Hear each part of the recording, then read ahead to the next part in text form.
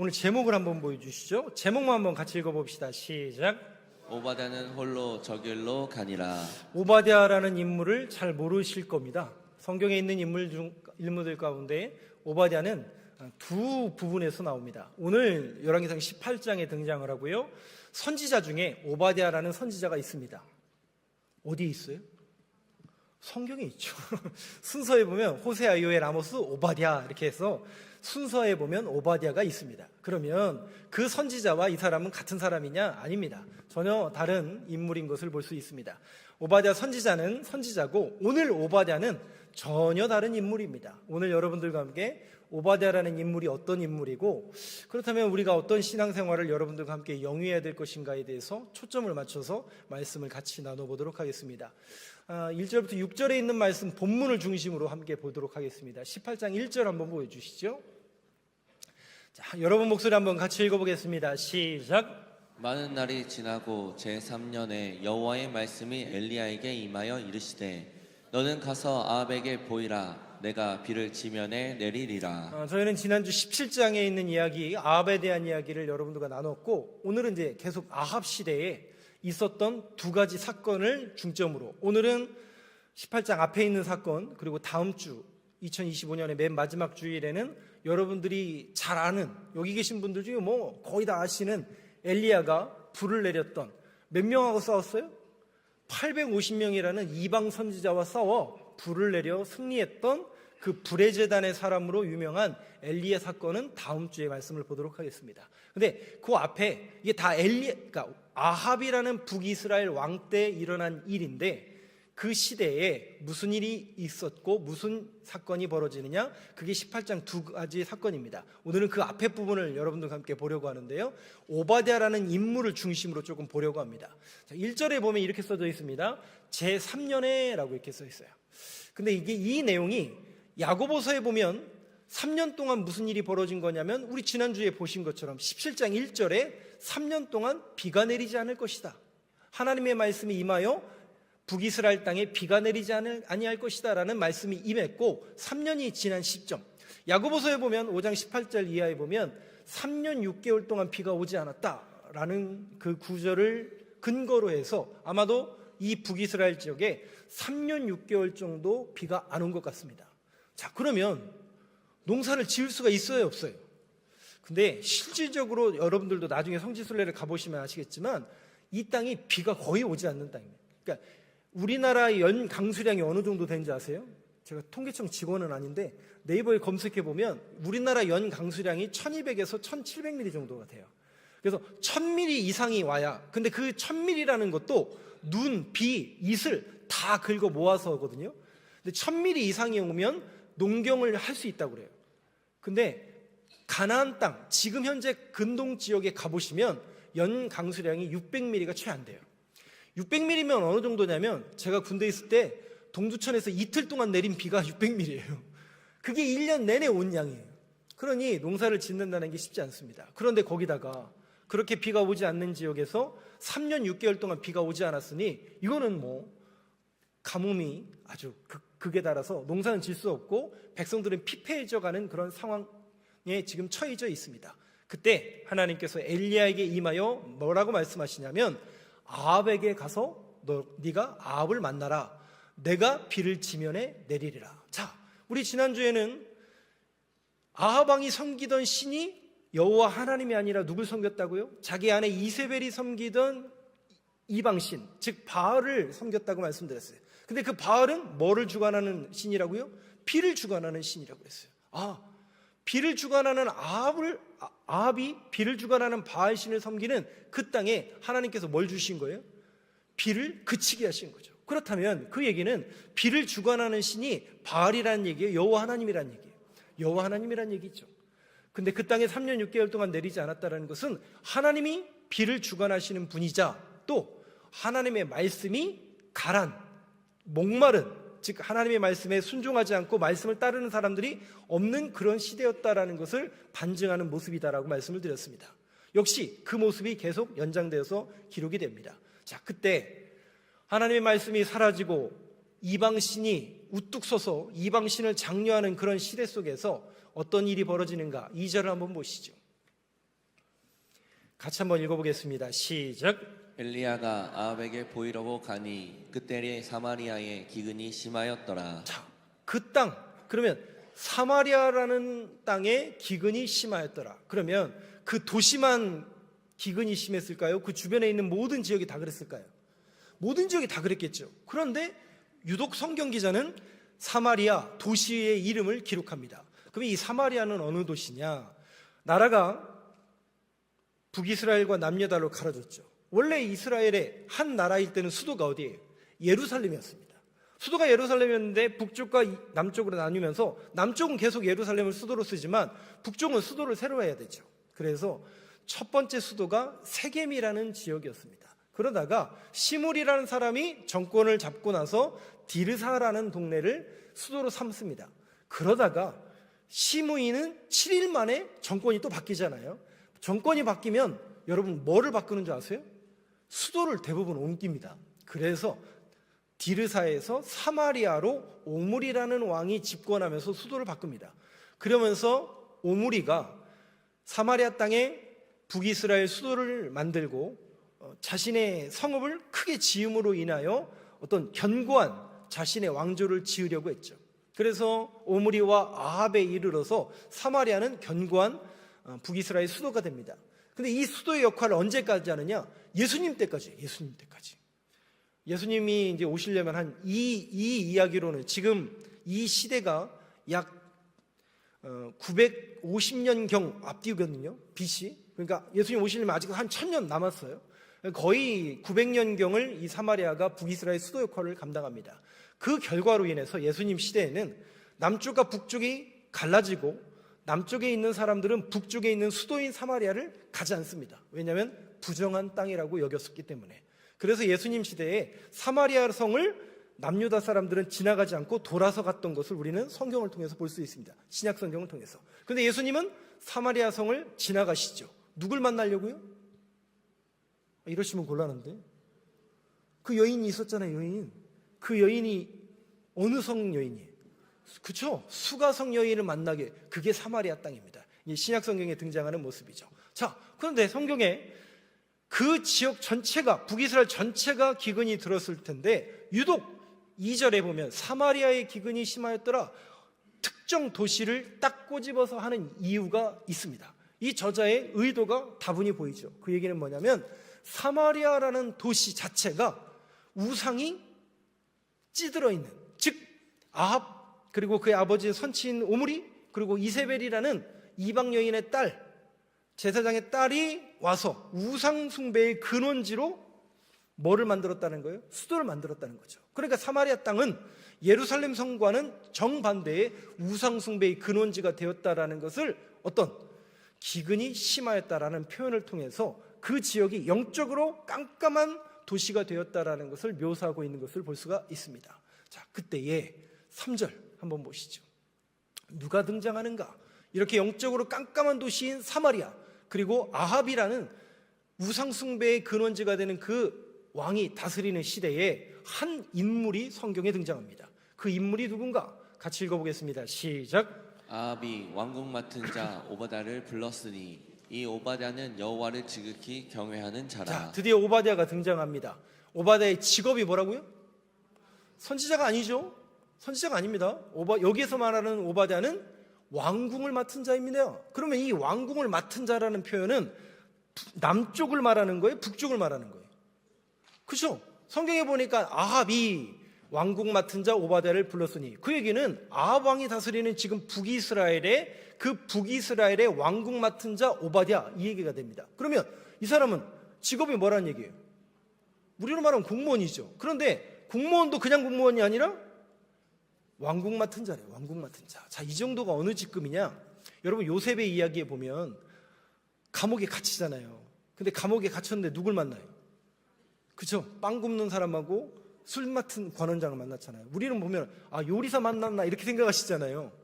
그 단어, 거기에 나오는 그 단어, 그리고 여기 나오는 왕궁 맡은 자, 그리고 느헤미야서에 보면 느헤미야가 아닥사스다 왕 때의 왕의 똑같은 왕궁 맡은 자로 표현이 돼요. 이 얘기가 같은 얘기예요. 요리사가 아니에요. 이 사람들은 지금으로 말하면 비서실장입니다. 그러니까 청와대의 비서실장이에요. 왕의 비서실장이에요. 그러면 여러분 직급이 낮은 거예요, 높은 거예요? 어마어마하게 높은 거예요. 그러면 이 오바댜의 직업이 뭐라고요? 네, 왕의 비서실장이에요. 그 비서실장인데 성경은 뭐라고 기록하냐면 이 사람이 밑에 절, 이 오바댜는 뭐한 사람이라고요? 그래서 많은 실제 신학자들은 오바댜는 가상의 인물 아니야? 그럴 수가 없잖아요. 여러분 지금 이 성읍이 어느 성읍이라고요? 예루살렘도 아니고 사마리아, 우상숭배의 근원지예요. 왕은 누구예요? 아합이라는 우상숭배를 섬기는 왕이에요. 그런데 그의 비서실장은 누구를 섬기는 사람이라고요? 이게 맞는 말 같아요, 여러분? 꾸며낸 것 같아요. 저도 이걸 객관적으로 보면 이 오바댜가 실존 인물이었을까? 좀 고개가 갸우뚱할 수 있는 객관적인 시선으로 보면 그럴 수 있습니다.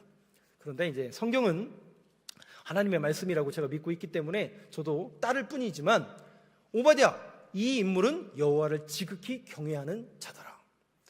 시대는 어떻다고요?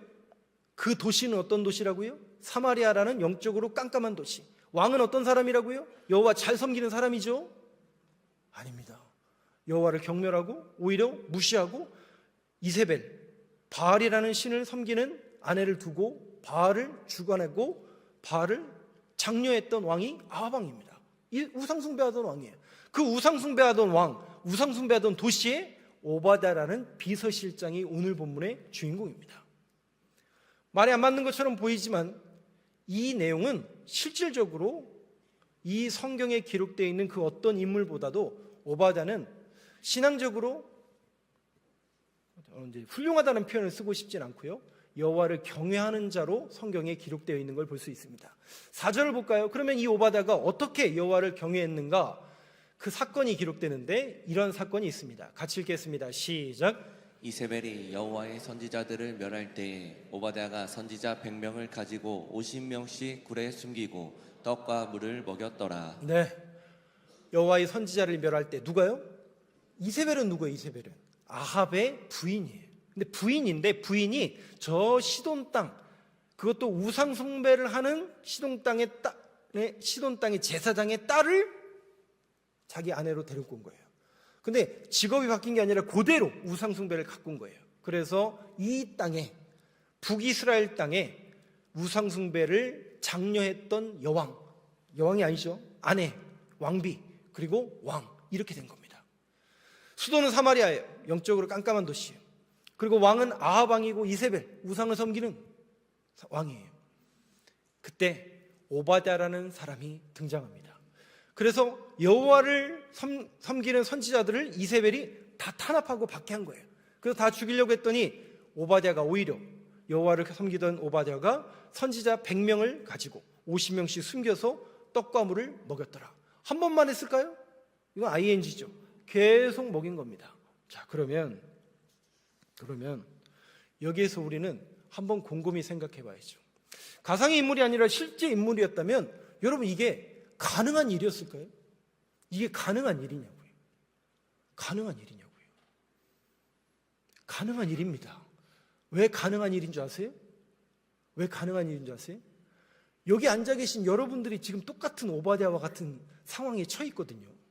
아니라고요? 맞는데요? 맞아요. 여러분들도 여호와를 섬기시잖아요. 아무도 아멘 안 하시네요. 여러분 여호와 경외하시잖아요. 여호와 섬기시잖아요. 근데 여러분 내일부터 어디 가야 돼요, 우리는? 네? 어디로 가야 돼요? 거기 가야 되잖아요. 네. 어떤 목사님이, 제 얘기가 아니라 어떤 목사님이 강단에서 이 본문을 이렇게 설교하시잖아요. 또라이들이 사는 세상으로 나가야 되지 않냐, 이 얘기가 하시더라고요. 그렇지 않아요, 여러분? 세상은 아합왕, 세상은 사마리아와 같은 것 아니에요? 하나님 잘 믿게 도와주죠. 교회 잘 다니라고 장려하죠. 천만의 말씀 아닙니까? 근데 우리는 그 세상에서 그들을 만나야 되고 그 도시에 또 살아가야 됩니다. 근데 성경은 왜 오바댜를 기록하고 성경은 그러면 무엇을 말하고 싶을까요? 하나님은 사람을 탓하고 환경을 탓하는 게 아니라 그 환경, 그 시대, 그 사람들 가운데서도 여호와를 경외하는 한 사람을 찾고 계신다라는 이 메시지에 주목하는 저와 여러분 되길 간절히 소망합니다. 저는 우리 교회가 그런 교회가 되기를 원하고 또 저와 여러분 모두가 그런 신앙인이 되길 간절히 소망합니다. 쉽지 않죠? 목숨을 걸어야 될 일일 수도 있어요. 그렇죠? 이렇게 하려면 목숨을 걸어야 될 수도 있어요. 예배드리기 위해서, 하나님을 경외하기 위해서 자기 직업을 포기해야 될 수도 있는 상황이에요. 쉬운 얘기가 아니에요. 그런데 여러분, 반드시 하나님은 여호와를 경외하는 한 사람에 주목하시고 그 사람에게 뭘 맡기시냐면 하나님의 일을 맡기시는 겁니다. 제가 이 진리의 말씀을 붙드는 데까지 시간이 좀 걸렸어요. 목사인데 저는 돈의 위력을 맛본 사람입니다. 돈만큼 무서운 게 세상에 없더라고요. 목회요? 돈 많으면 할 수 있어요. 교회 세우는 거요? 돈 많으면 할 수 있어요. 그래서 저는 돈이 신인 줄 알았어요. 근데 여러분, 그렇게 되지 않습니다. 돈으로 되는 게 아니더라고요. 하나님을 경외하는 한 사람, 정말 하나님 때문에 고민하고 기도하고 아파하고 어떻게 해야 되나 밤잠 못 이루는 그 한 사람을 하나님은 항상 주목하시고 그 사람에게 또 그 교회에게 하나님의 일을 지금도 맡기시는 줄로 믿습니다. 제가 몇 차례 예를 들었던, 저는 그걸 눈으로 목도했어요. 군산에서 두 교회가 있었어요. 혹시 이제 검사하다 보면 들킬까봐 제가 한 어떤 교회를 이제 특정해서 더 얘기하지 않을게요. 저는 돈으로 교회를 짓는 줄 알았어요. 진짜 그랬어요. 근데 여러분, 결과는 어떻게 된 줄 아세요? 돈으로 지었던 교회는 몇 년 후에 교회가 팔려버렸어요. 근데 어렵고 빚졌는데 모여서 기도하며 하나님 나라가 세워지길 간절히 바랬던 사람들이 모인 교회는 지금도 교회가 부흥하고 있어요. 여러분, 하나님의 나라와 하나님의 일은 돈으로 되는 게 절대로 아닙니다. 여호와를 경외하고 하나님의 말씀에 집중하며 정말 하나님의 뜻이 무엇일까? 어떻게 하나님의 뜻을 세워갈까? 여러분, 우리 교회를 지으시고 우리 교회를 건축하실 때도 여러분들이 돈으로 하셨어요? 믿음으로 한 거잖아요. 그 어려운 환경 속에서도 그것을 경험했던 것처럼 항상 여호와 하나님을 경외하는 한 사람을 찾으신다라는 이 메시지에 여러분들의 마음속에 결단이 일어나는 귀한 시간 되길 간절히 소망합니다. 5절을 또 보실까요? 같이 읽겠습니다. 시작. 아합이 오바댜에게 이르되 이 땅의 모든 물 근원과 모든 내로 가자. 혹시 꼴을 얻으리라. 그리하면 말과 노새를 살리리니 집을 다 잃지 않게 되리라. 자, 이 말은 3년 6개월 동안 비가 오지 않았으면 왕의 입장에서 고민이세요? 안 돼요? 당연히 고민이 되죠. 그러면 여러분, 누구를 먼저 생각하는 게 왕의 입장이에요? 예? 누구를 먼저 생각하는 게 정상적인 왕이에요? 백성 아니에요? 백성이란 단어가 어디 있어요? 백성 아무 상관없어요. 이 아합의 모든 생각과 가치관이 그대로 이 5절에 나와 있어요. 아합이 오바댜에게 이르되 이 땅의 모든 물 근원과 모든 내로 가자. 무슨 얘기냐면, 야, 물을 찾아야 되지 않겠냐? 근데 백성을 살리기 위해서 물을 찾는 게 아니라, 그리하면 말과 노새를 살리니, 말과 노새는 뭡니까? 자기의 병력, 자기의 공권력, 자기의 국력, 자기의 정권을 유지하는 수단, 짐승을 다 잃지 않게 되리라고. 백성을 달리는 게 아니라 자기의 힘을, 그러니까 정확하게 이 아합이라는 사람의 가치관과 이 머리와 생각 속에는 오로지 하나님 아무 상관없어요. 오히려 하나님 말고 다른 신이 나에게 도움을 주면 그 신이 내 신인 거예요. 그러니까 제가 여러 차례 말씀드린 것처럼 안 믿는 사람들의 가치관이 그거잖아요. 이 일이 나한테 도움이 되느냐? 도움이 되지 않느냐? 저 사람이 나한테 이익이 되느냐? 이익이 되지 않느냐? 철저하게 이거잖아요. 진리요? 영생이요? 복음이요? 아무 상관없어요. 오로지 무병장수, 근심 걱정 사라지는 것. 아, 교회 갔더니, 절에 갔더니, 부적 붙였더니, 여러분, 그게 진리예요? 그게 진리냐고요. 이게 정확하게 아합의 가치관이에요. 그런데 우리는 그럴 수 없죠. 왜냐하면 우리는 진리를 따르는 사람들이잖아요. 제가 목사로서 단위에서 설교하기가 너무 어려워요. 뭐가 어렵냐? 딱 한 가지가 어려워요. 제가 성경을 가르치는 거, 또 성경 말씀을 전하는 게 어려운 게 아니에요. 오늘도 교회에 오셨는데, 어렵게 교회에 오셨는데, 여러분들이 정말 듣고 싶은 메시지는 뭡니까? 각자 다 다르겠죠. 다 다를 거 아니에요. 케이스 바이 케이스니까 다 다를 거 아니에요. 그러면 그분들한테 뭘 맞춰줘야 돼요? 그럼 필요한 니즈가 있잖아요. 필요가 있잖아요. 그럼 맞춰서 다 설교해야 되는 거 아니에요? 그럴 수가 없다는 게 목사의 딜레마예요. 뭐냐? 성경은 죄송합니다만 성경에서 말하는 하나님은 어떤 분이냐? 우리에게 무병장수 이걸 주시는 분이 아니에요. 요즘에 길거리 지나가다 보니까 무병장수의 비밀을 아십니까? 뭐 이렇게 붙여놓고 뭐 하던데, 사람들의 관심은 그런 데 있는 거죠. 걱정, 근심, 염려 사라지고 무병장수하고 잘 먹고 잘 사는 거, 부유해지는 거, 여기에만 관심이 있죠. 그러니까 막 뭔가 그게 뭔가에서 초점이 있는 거죠. 근데 성경은 그걸 얘기하지 않아요. 성경은 뭘 얘기하냐면 진리란 무엇인가, 영생이란 무엇인가, 우리가 어떤 존재인가, 그거를 성경은 얘기하고 있습니다. 그리고 십자가를 얘기합니다. 그 십자가는 뭐냐? 희생, 포기, 섬김, 가난, 고난, 역경, 박해. 어떡하죠? 이걸 단위에서 목사가 설교를 해야 돼요? 고난받으라고 여러분들한테 제가 얘기하는 게 맞는 얘기입니까? 그래서 어렵다고 말씀드리는 거예요. 그런데 여러분, 한 가지 확실한 건 뭐냐면 그 길을 걷는 한 사람을 하나님은 항상 주목하시더라고요. 그래서 성경은 뭐라고 하냐면 그 길을 가는 사람들이 적대요. 좁은 길이래요. 근데 여러분, 그 길이 진리라면 반드시 그 길을 걸어가야 되고, 우리가 옳은 길과 바른 길로 걸어가는, 그러니까 빨리 가는 게 중요한 게 아니잖아요. 우리가 신앙인으로서 바른 길을, 옳은 길을 걸어가는 게 정말 중요한 거 아니겠습니까? 오늘 여러분들이 메시지를 제대로 들으셨다면 다시 한번 우리가 하나님의 약속의 말씀을 붙들고 옳은 길을 걸어가길 원합니다. 바른 길을 걸어가기를 원합니다. 이 강단에서, 우리 교회 강단에서 바른 길을 제시하는 메시지가 선포되게 하여 주옵소서. 이게 정상적인 교회의 모습인 줄로 믿습니다. 아합은 세상적인 가치관 속에 백성에 아무 관심 없어요. 오로지 자기의 정권 유지와 자기밖에 모르는 사람입니다. 그래서 그 아합은 결국 자기가 원하는 길로 가고, 오바댜는 어느 길로 가는가? 6절 한번 보시죠. 같이 읽겠습니다. 시작. 두 사람이 두루 다닐 땅을 나누어 아합은 홀로 이 길로 가고 오바댜는 홀로 저 길로 가니라. 같은 길을 가서 딴 길로 갔어요. 다른 길이라는 뜻이에요. 이게 바로 세상의 길과 복음의 길이 다른 길입니다. 자, 근데 여기서 제가 결론적으로 하나, 제가 묵상하면서 결론을 이렇게 내리고 싶어요.